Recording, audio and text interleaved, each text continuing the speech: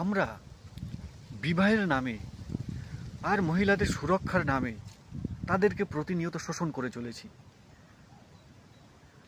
বিবাহের মতো একটি বন্ধনে তাদেরকে আবদ্ধ করে আমরা তাদেরকে প্রতিনিয়ত শোষণ করছি। একজন স্ত্রী বিবাহের পরে তার স্বামীর ঘরে আসেন, স্বামীর ঘরে এসে রান্না করা, বাসন মাজা, ঘর মোছা, বাচ্চা লালন পালন করা, শ্বশুর শাশুড়িদের যত্ন করা, স্বামীর যত্ন করা, আরও বিভিন্ন প্রকারের সাংসারিক কাজ, এই তার জীবনের পরিধি। আমি সেই সমস্ত ব্যক্তিকে বলতে চাই,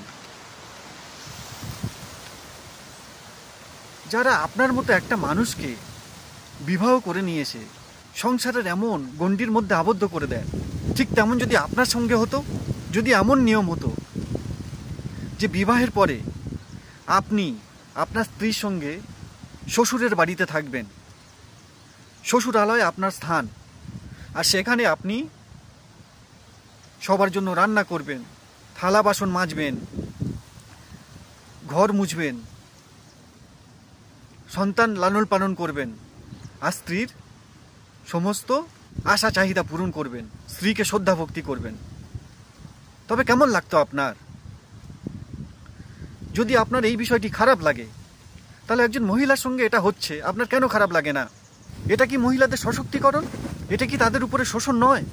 আমরা তাদের জীবন থেকে মুক্তি ছিনিয়ে নিয়েছি, আমরা তাদেরকে একটা মুক্ত জীবন যাপন করতে দিইনি, আমরা তাদেরকে তাদের জীবন সমৃদ্ধ হতে দিইনি, আমরা তাদেরকে শিক্ষিত হতে সাহায্য করিনি, আমরা তাদেরকে বিবাহ বন্ধনে আবদ্ধ করে দাসী বানাতে সাহায্য করেছি। আর এই ব্যবস্থার জন্য সম্পূর্ণভাবে পুরুষ দায়ী নন, মহিলারাও সমানভাবে দায়ী আছেন। কিন্তু আমরা পুরুষদেরকে বেশি করে বলবো, আমরা একজন মহিলাকে এগিয়ে দিয়েছি, তার পছন্দ কি, সে কোন খেলা পছন্দ করে, সে নাচ পছন্দ করে কি, সে গান পছন্দ করে কি, তার পছন্দ কি,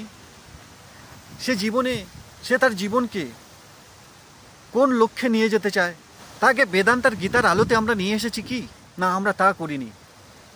একজন মহিলা যদি শক্তিশালী হয়ে ওঠেন, একজন মহিলা যদি উচ্চ শিক্ষিতা হয়ে যান, একজন মহিলা যদি তার জীবনকে সমৃদ্ধ করেন, তবে আমাদের স্বার্থে ঘা লাগবে না, আমরা তাদের শোষণ করতে পারবো না। না, আমাদের শোষণমূলক বৃত্তির বহিঃপ্রকাশ মাত্র। আমরা ভেতর থেকে পশুই রয়ে গেছি, আমরা একটা সঠিক মানুষ হতে পারিনি। যদি আমরা মানুষ হতাম, তাহলে আমার মতো আরেকজন মানুষকে যোগ্য সম্মান দিতাম, তাকে একটা মুক্ত জীবন দিতাম। এ কথা আপনাদের খুব বিচিত্র লাগবে, কিন্তু যা সত্যতা আমি আপনাদের বললাম, বিচার করবেন।